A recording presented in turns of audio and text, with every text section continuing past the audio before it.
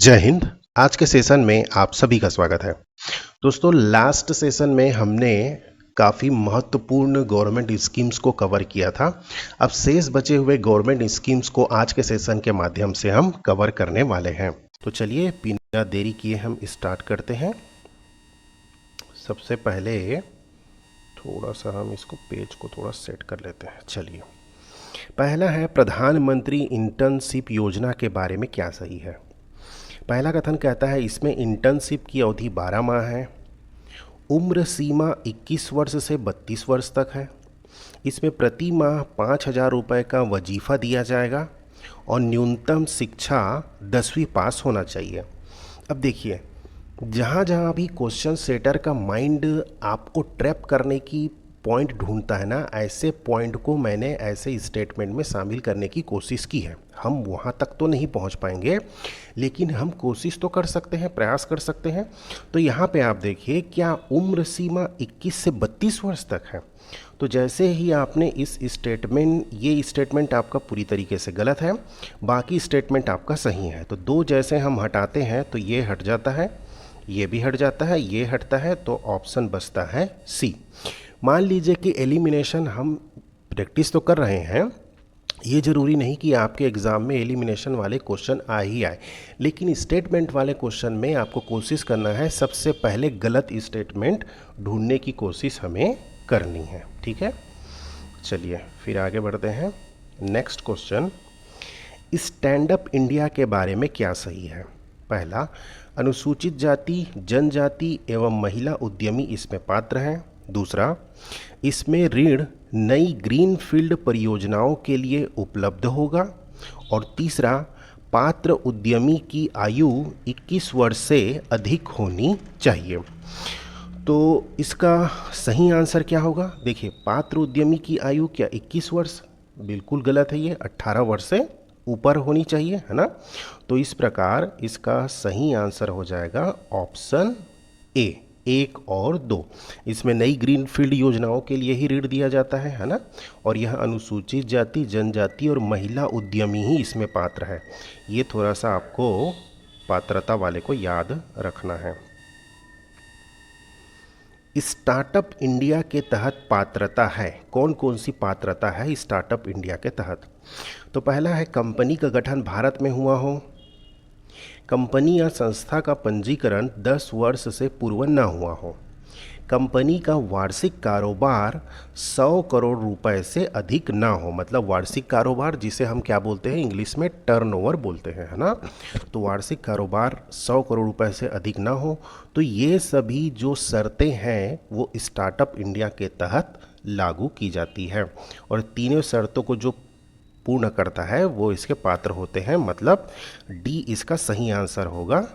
1, 2 और 3 तीनों ही सही हैं।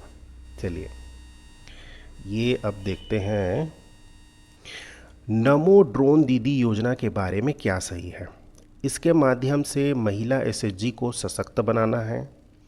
प्रत्येक एसएचजी से एक महिला सदस्य को ड्रोन पायलट का प्रशिक्षण दिया जाएगा। ग्रामीण विकास मंत्रालय इस योजना का नोडल मंत्रालय है। चौथा है, सरकार ड्रोन खरीदने के लिए 80% की सब्सिडी देती है 8 लाख तक के खरीदी पर। मतलब 8 लाख तक की खरीदी करने पर 80% की सब्सिडी देगी। तो पहला स्टेटमेंट तो बिल्कुल सही है कि यह एसएचजी को सशक्त बनाता है। इसमें प्रत्येक एसएचजी से एक महिला को ड्रोन पायलट का प्रशिक्षण दिया जाएगा, वो भी सही है। यह क्या ग्रामीण विकास मंत्रालय इसका नोडल मंत्रालय है, तो बिल्कुल गलत है ना। ग्रामीण विकास मंत्रालय इसका नोडल मंत्रालय नहीं है। मैंने आपको पढ़ाया था, इन चीज़ों को एक बार रिकॉल करिए। सरकार ड्रोन खरीदने के लिए जब 8 लाख तक की सीमा होगी तो 80% तक की सब्सिडी देगी। तो इस प्रकार इसका सही आंसर क्या हो जाएगा, 3 को हमने एलिमिनेट किया तो इसका सही आंसर हो जाएगा सी, यानी कि 1, 2 और 4। ठीक है, चलिए आगे बढ़ते हैं। अब हम आते हैं इसमें प्रधानमंत्री मातृ वंदना योजना, बहुत ही इम्पोर्टेंट स्कीम है। कौन सी विशेषताएं हैं। तो पहला है, आवेदक गर्भवती महिला होनी चाहिए। आवेदक की आयु कम से कम 18 वर्ष होनी चाहिए। इसके तहत 5,000 रुपये का मातृत्व लाभ प्रदान किया जाता है। यह योजना केवल प्रथम जीवित जन्म के लिए लागू है। तो ये लगेगा आपको कि चारों के चारों इसमें तो सही होने चाहिए, है ना। लेकिन अत्यंत दुख के साथ मुझे सूचित करना पड़ रहा है आप लोगों को कि इसमें स्टेटमेंट 2 सरासर गलत है। कानूनी रूप से भी यह असत्य है। कैसे? भाई, किसी लड़की की शादी 18 वर्ष की पूर्णता प्रति होगी। 18 वर्ष जब हो जाएगी, वह बालिग होगी, तब उसकी शादी होगी। तो गर्भ धारण करने की अवधि, मतलब शादी हुई तो कम से कम सरकार ने क्या किया है, 19 वर्ष न्यूनतम आयु निर्धारित की है। मतलब महिला की आयु कम से कम 19 वर्ष होनी चाहिए। अब यहाँ आप सब के सब ट्रैप में फंस जाएंगे कि बिल्कुल सही है, 18 वर्ष तो होनी चाहिए। भाई, 18 वर्ष में शादी होगी तो इसीलिए तो सरकार ने 19 वर्ष इसमें न्यूनतम रखा है। इसमें आप सभी ट्रैप में फंस सकते हैं। 5,000 रुपये तक का मातृत्व लाभ बिल्कुल सही है। इस प्रकार हमने 2 को एलिमिनेट किया तो हम पहुंच जाते हैं 1, 3 और 4 में।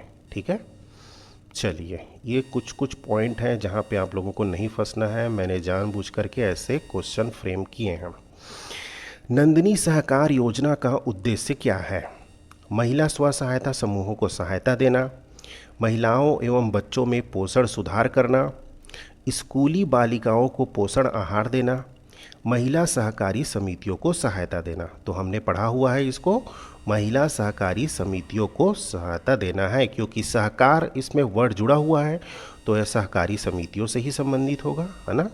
चलिए, प्रधानमंत्री उज्ज्वला 2.0 के तहत निम्नलिखित में से कौन सा ऐसे श्रेणी की वयस्क महिला पात्र है?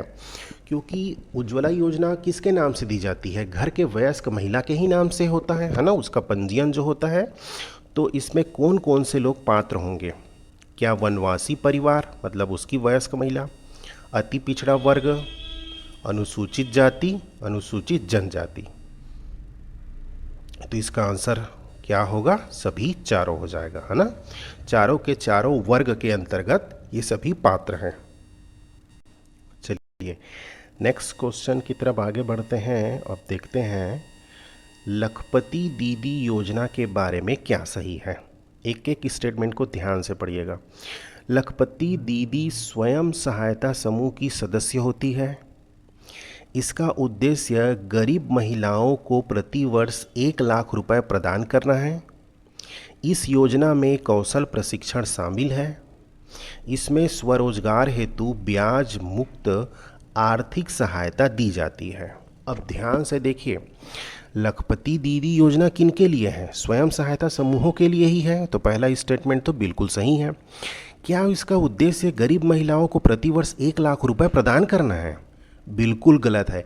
1 लाख रुपए वो कमा सके, इसके लिए उन्हें क्या करना है? स्किल करना है। उन्हें ड्रोन का प्रशिक्षण देना है, उन्हें एलईडी बल्ब का प्रशिक्षण देना है, प्लम्बिंग का प्रशिक्षण देना है। हमें उनको इस काबिल बनाना है कि वो 1 लाख रुपए कमा सके, न कि गवर्नमेंट उन्हें 1 लाख रुपए देगी, है ना। तो दूसरा स्टेटमेंट बिल्कुल गलत। तो इस प्रकार हमारा आंसर क्या हो जाएगा? ऑप्शन सी, मतलब पहला, तीसरा और चौथा स्टेटमेंट बिल्कुल सही है। चलिए, नेक्स्ट क्वेश्चन, सुकन्या समृद्धि योजना। ये बहुत ही अच्छा स्कीम है, इससे आने के चांसेस बहुत अच्छे बनते हैं, है ना। पहला स्टेटमेंट कहता है इसमें अधिकतम जमा जो राशि है 1.5 लाख वार्षिक है। खाता खोलने की तिथि से 20 वर्ष तक जमा किया जा सकता है। तीसरा स्टेटमेंट बोलता है प्रति परिवार अधिकतम 2 खाते खोले जा सकते हैं।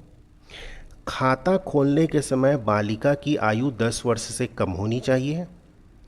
गोद ली बालिका के नाम पर खाता नहीं खोला जा सकता। अब थोड़ा सा रिकॉल करिए, क्योंकि फैक्चुअल चीज़ें हैं। जो ज़रूरी चीज़ें थी सबके सब ये पांचों स्टेटमेंट में आ चुकी हैं। कैसे? हमने देखा था कि अधिकतम जमा राशि 1.5 लाख रुपए वार्षिक है, ये तो बिल्कुल सही है। खाता खोलने की तिथि से 20 वर्ष तक जमा किया जा सकता है क्या? तो ये स्टेटमेंट बिल्कुल गलत है। ठीक है, प्रति परिवार अधिकतम 2 खाते खोले जा सकते हैं, बिल्कुल सही। खाता खोलने के समय बालिका की आयु 10 वर्ष से कम होनी चाहिए, ये भी सही। अच्छा, गोद ली गई बालिका के नाम पर खाता नहीं खोला जा सकता, ये बिल्कुल गलत। खोला जा सकता है। हमने क्या देखा था, माता पिता एवं कानूनी अभिभावक, तो गोद लेते हैं वो क्या होते हैं, कानूनी माता पिता बन जाते हैं, कानूनी अभिभावक बन जाते हैं। दैट मीन्स कि गोद ली हुई बालिका के नाम पर भी खाता खोला जा सकता है। तो इस प्रकार इसका सही आंसर क्या हो जाएगा, ऑप्शन सी। 2 गलत हो गए और 5वां गलत हो गया, है ना। तो सी हो गया 1, 3 और 4। तो ये आपका अच्छे से रिवीजन हो गया होगा इसके माध्यम से। प्रधानमंत्री विश्वकर्मा योजना के बारे में क्या सही है। लाभार्थी की न्यूनतम आयु 18 वर्ष होनी चाहिए। कारीगर एवं शिल्पकार मुख्य लाभार्थी हैं। परिवार के सभी सदस्य लाभार्थी हो सकते हैं। अब देखिए, इसमें आप कहाँ फंसेंगे, परिवार के सभी सदस्य लाभार्थी नहीं हो सकते। परिवार से केवल कौन होगा, एक ही सदस्य किसी भी परिवार से लाभार्थी हो सकते हैं, पूरे के पूरे नहीं होंगे। इसलिए इसका सही आंसर क्या हो जाएगा, statement 1 is correct, statement 2 is correct और 3 is wrong. That's why option A is correct, मतलब 1 एंड 2 इज करेक्ट। ठीक है, चलिए। पीएम स्वनिधि योजना का क्या उद्देश्य है। ए, कृषि भूमि का ड्रोन द्वारा मानचित्रण करना। बी, ग्रामीण युवाओं को स्वरोजगार हेतु प्रशिक्षण देना। सी, स्ट्रीट वेंडर्स को वित्तीय सहायता देना। डी, महिला स्व सहायता समूह को वित्तीय सहायता। तो इसका सही आंसर क्या होगा, ऑप्शन सी, क्योंकि यह स्ट्रीट वेंडर्स के लिए ही योजना बनाई गई है, इसलिए इसका सही आंसर क्या होगा, स्ट्रीट वेंडर्स को हम वित्तीय सहायता देते हैं। नेक्स्ट क्वेश्चन, पीएम दक्ष योजना के लिए पात्र हैं अनुसूचित जाति वर्ग, अन्य पिछड़ा वर्ग, सफाई कर्मचारी, उपरोक्त सभी। तो इसका सही आंसर क्या होगा, उपरोक्त सभी पीएम दक्ष योजना के अंतर्गत पात्र है। ठीक है, अब ये आते हैं प्रधानमंत्री कौशल विकास योजना के बारे में क्या सही है। केवल ग्रामीण युवा ही पात्र हैं, पहला स्टेटमेंट कहता है। दूसरा स्टेटमेंट कहता है कि ग्रामीण विकास मंत्रालय के द्वारा यह क्रियान्वित है।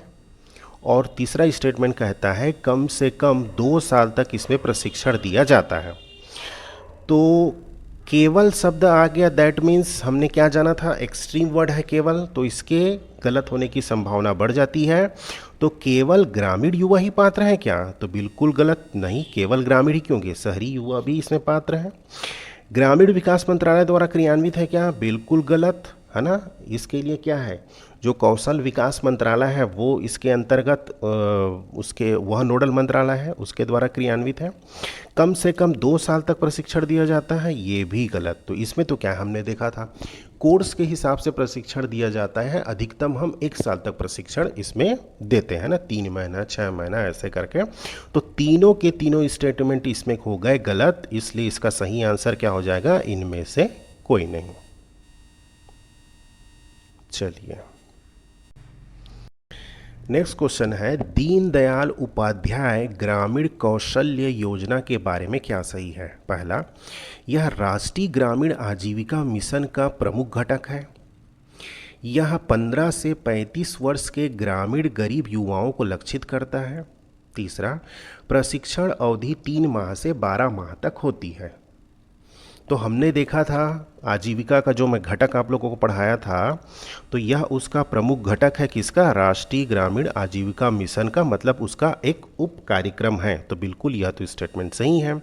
हमने देखा था कि इसमें चूंकि 15 से 35 वर्ष के युवाओं को लक्षित करता है, क्योंकि वह युवा के अंतर्गत आते हैं, तो बिल्कुल ये भी सही है। प्रशिक्षण अवधि हमने देखा था 3 माह से 12 माह तक होती है, वो डिपेंड करता है कोर्स पे, किस प्रकार का आपका कोर्स है। तो तीनों के तीनों क्या है, स्टेटमेंट इसमें बिल्कुल सही है। चलिए, नेक्स्ट क्वेश्चन, प्रधानमंत्री रोजगार सृजन कार्यक्रम के बारे में क्या सही है। पहला स्टेटमेंट कहता है यह एक ऋण लिंक्ड सब्सिडी कार्यक्रम है। दूसरा, नई परियोजनाओं हेतु ऋण स्वीकृत किए जाते हैं। तीसरा, 21 वर्ष से अधिक आयु के व्यक्ति ही पात्र हैं। तो देखिए, मैंने आपको पढ़ाया था, उस समय भी कहा था कि कहाँ आपको ट्रैप किया जाएगा, आयु वाले में, है ना। तो यह तो एक रीड लिंक्ड सब्सिडी योजना है, बिल्कुल सही है, इसमें सब्सिडी दिए जाते हैं। नई परियोजनाओं हेतु ऋण स्वीकृत किए जाते हैं, पुरानी परियोजनाओं पर नहीं दिए जाते, बिल्कुल ये भी सही। 21 वर्ष से अधिक आयु के व्यक्ति ही पात्र हैं, ये गलत है। 18 वर्ष की न्यूनतम आयु क्या है, 18 वर्ष। 18 वर्ष से अधिक आयु के व्यक्ति पात्र होते हैं, न कि 21 वर्ष के। तो इस प्रकार हमारा आंसर हो जाएगा ऑप्शन ए, केवल 1 और 2। चलिए, स्वामित्व योजना का मुख्य उद्देश्य क्या है? ग्रामीण भारत के लिए एकीकृत संपत्ति सत्यापन, शहरी भारत के लिए एकीकृत संपत्ति सत्यापन, सी ग्रामीण एवं शहरी भारत के लिए एकीकृत संपत्ति सत्यापन, या डी केवल सरकारी भूमि का मानचित्रण।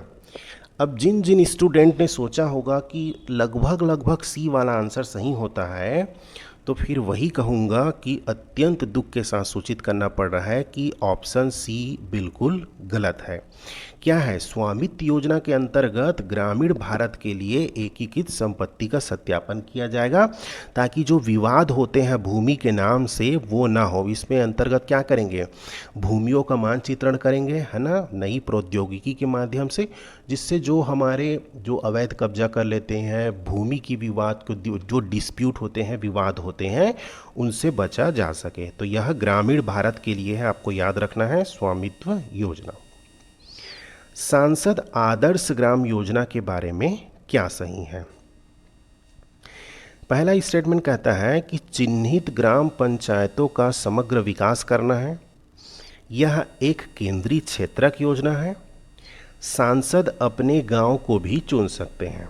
तो बिल्कुल यह पहला स्टेटमेंट तो सही है, दूसरा स्टेटमेंट भी सही है, तीसरा स्टेटमेंट क्या है? एब्सोल्युटली रॉन्ग है। क्यों? क्योंकि जो सांसद होंगे वे ना तो अपने गांव को चुन सकते हैं, और मान लीजिए कि कोई सांसद मेल है तो ना तो अपने गांव को, न ही अपनी पत्नी के गांव को, और मान लीजिए कोई सांसद एक महिला है तो ना तो वो अपने गांव को और न ही वो अपने पति के गांव को चुन सकते हैं, है ना। इससे क्या होगा कि भेदभाव उत्पन्न होगा कि भाई वो तो सिर्फ अपने गांव का ही विकास कर रहे हैं। इसीलिए इसमें एक टर्म्स एंड कंडीशन डाल दिया गया है कि वे अपने गाँव का चुनाव नहीं कर सकते। इसलिए इसका सही आंसर क्या होगा? ऑप्शन ए, केवल 1 और 2। चलिए, प्रधानमंत्री श्रम योगी मान धन योजना के बारे में क्या सही है? श्रमिकों को प्रति माह 2,000 रुपये दिए जाते हैं। श्रमिकों को कौशल प्रशिक्षण दिया जाता है। यह श्रमिकों के लिए एक पेंशन योजना है। इसमें श्रमिकों को ब्याज मुक्त ऋण दिए जाते हैं। अब थोड़ा सा आप लोग देखिएगा, हमने एक योजना पढ़ी थी प्रधानमंत्री किसान मान धन योजना के बारे में, है ना। तो किसान मान धन योजना में क्या होता था? वो एक पेंशन स्कीम थी। सेम यहाँ पे श्रम योगी वर्ड को ऐड कर दिया गया है। अब ये मान के चलिए कि प्रधानमंत्री श्रम योगी मान धन योजना जैसा वो किसान मान धन योजना था, सेम वैसा ही है। ये भी एक प्रकार का पेंशन स्कीम है, ठीक है। चलिए, पीएम स्वनिधि योजना में ऋण की अधिकतम सीमा क्या है? ये काफ़ी अच्छा क्वेश्चन है, सिंगल लाइनर क्वेश्चन इससे बनाए जाने की उम्मीद बनती है। 10,000 रुपये है, अधिकतम सीमा पूछी है, वर्डों पर ध्यान दीजिएगा। 30,000 रुपये, ये 40,000 एक हो गया है, ये 40,000 रुपये है, ये भी 0 है, और एक हिसाब से डी है 50,000 रुपये। तो हमने स्वनिधि स्कीम के जब बारे में हमने पढ़ा था तो देखा था कि स्टार्टिंग में तो 10,000 रुपये इसमें दिए जाते थे, फिर बाद में धीरे धीरे इसमें क्या की गई? बढ़ोतरी की गई। अब अधिकतम सीमा कहाँ तक पहुँच चुकी है? 50,000 रुपये तक, है ना। ये आपको थोड़ा सा ध्यान रखना है। प्रोजेक्ट अस्मिता का मुख्य उद्देश्य क्या है? बालिकाओं के पोषण पर बल देना, गर्भवती महिलाओं के लिए संस्थागत प्रसव, महिला एसएचजी का सशक्तिकरण, या भारतीय भाषाओं को बढ़ावा देना। अब देखिए, ऐसे कुछ मान लीजिए सॉरी सॉरी सॉरी, कहाँ चला गया वो? ये क्या हो गया, प्रोजेक्ट अस्मिता में जैसे हमने यहाँ पे ध्यान दीजिएगा आप, ये तीनों के तीनों क्या है, लगभग लगभग एक प्रकार के उद्देश्यों के बारे में बात कर रहे हैं। ये थोड़ा सा हमें अलग लग रहा है ना। तो कभी कभी क्या करेगा, आपको ट्रैप करने के लिए कुछ तीन अलग प्रकार के सेम प्रकार के दे देंगे और एक कुछ अलग देगा। तो इसमें आपको ध्यान रखना है कि कुछ थोड़ा सा डिफरेंट होते हैं ना, लगभग लगभग वही आंसर हो जाते हैं कई बार। तो हमने पढ़ा हुआ था प्रोजेक्ट अस्मिता के बारे में, क्या था, जो हमारी 22 भाषाएं हैं जो अनुसूची के तहत दर्ज है भारतीय संविधान में, उस 22 भाषाओं में हमें क्या करना है, प्रति भाषा 1000 पुस्तकें लिखनी है प्रति भाषा में। तो इस प्रकार 22,000 भाषाओं का क्या किया जाएगा, विकास किया जाएगा, डेवलप किया जाएगा। यही है प्रोजेक्ट अस्मिता। हाल ही में चर्चा में रहा उन्नति 2024 संबंधित है ए, पंचायती राज संस्था विकास से, बी, पूर्वोत्तर भारत में उद्योगों के विकास से, सी, भारतीय ग्रामीण परिवहन का विकास, या डी, ग्रामीण क्षेत्रों में अवसंरचना विकास। तो ध्यान दीजिए, हमने पढ़ा था इसको, उन्नति 2024 यह स्पेसिफिक योजना है जो पूर्वोत्तर भारत में उद्योगों के विकास से संबंधित है ना। ये सिर्फ और सिर्फ उत्तर भारत के लिए योजना, पूर्वोत्तर भारत के लिए योजना बनाई गई है ताकि वहाँ उद्योगों का विकास हो, उद्योगों के माध्यम से रोजगार प्रदान किया जा सके। नेक्स्ट आते हैं पीएम मित्र का संबंध है। अब इसमें कुछ हम उद्देश्यों को बारे में देखने की कोशिश करते हैं। पीएम मित्र में ए कहता है कि ग्रामीण उद्योगों की स्थापना करनी है, बी कहता है कि चीनी मिलों की स्थापना करनी है, सी कहता है वस्त्र उद्योगों की स्थापना करनी है, या डी, जैविक खादों के उत्पादन से संबंधित है। तो हमने ये पढ़ा हुआ है, वस्त्र उद्योग बनाए जाने हैं, है ना। अलग अलग राज्यों का चयन किया गया है जिसमें, चलिए, पीएम प्रणाम योजना का उद्देश्य क्या है। अब देखिए थोड़ा सा, ये बढ़िया क्वेश्चन है। ऐसे जो जिसके नाम से हम कंफ्यूज हो सकते हैं और इसके बारे में कुछ पता नहीं चल पा रहा है, हमें कुछ लिंक नहीं मिल पा रहा है, तो ऐसे योजना को आपको थोड़ा सा ध्यान देना है।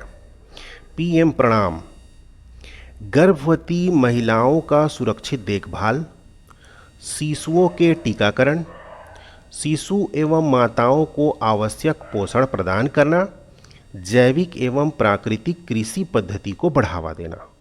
तो देखिए, अब जैसे मैंने आपको जस्ट ऊपर बताया था, ये लगभग ऊपर के तीन जो ऑप्शन हैं वो लगभग सेम कैटेगरी के हैं, है ना। चौथा ऑप्शन थोड़ा सा डिफरेंट है, तो क्या करना है आपको, थोड़ा सा डिफरेंट वाले पर कुछ नहीं पता है तो हमें थोड़ा सा इसमें रिस्क लेना है। तो यह क्या है, पीएम प्रणाम के तहत जैविक एवं प्राकृतिक कृषि पद्धति को बढ़ावा देने के लिए एक पहल की शुरुआत की गई है ना। प्रधानमंत्री विद्या लक्ष्मी योजना किससे संबंधित है, ए, ग्रामीण मेधावी छात्रों को सम्मानित करना है इसके माध्यम से, या बी, ग्रामीण विद्यालयों का उन्नयन करना है, सी, उच्चतर शिक्षा हेतु ऋण प्रदान करना है, या डी, उच्चतर शिक्षा में निःशुल्क अध्ययन प्रदान करना है। तो हमने इस योजना को पढ़ा हुआ है, प्रधानमंत्री विद्या लक्ष्मी योजना रिसेंटली लॉन्च की गई है ना। हमने क्या दिया था, क्या देखा था, उच्चतर शिक्षा हेतु हमें क्या करना है, ऋण प्रदान करना है। इसके माध्यम से कुछ स्पेसिफिक हायर एजुकेशन के कॉलेज यूनिवर्सिटीज़ को गवर्नमेंट क्या करेगी, उनको लिस्टेड करेगी, है ना, उनको रैंक प्रदान करेगी। यदि आप ऐसे कॉलेज में एडमिशन लेते हैं तो आप पीएम विद्या लक्ष्मी योजना के तहत पात्र हो जाते हैं, है ना। तो इस प्रकार से आपका ये रिवीजन हुआ और इसका क्या हुआ, उच्चतर शिक्षा हेतु ऋण प्रदान करना। चलिए नेक्स्ट क्वेश्चन और आज का last question, PM Shri school योजना हेतु कौन कौन सी संस्था पात्र है। अब पीएम स्कूल सी योजना के बारे में तो आप सभी जानते हैं, लेकिन पात्र कौन होंगे इसके बारे में थोड़ा सा आपको जानना होगा। इसमें सभी केंद्रीय विद्यालय पात्र होंगे, इसमें सभी नवोदय विद्यालय पात्र होंगे, क्या स्थानीय निकायों द्वारा प्रबंधित स्कूल भी पात्र होंगे। तो बिल्कुल सही, तीनों के तीनों ही इसके अंतर्गत पात्र होंगे।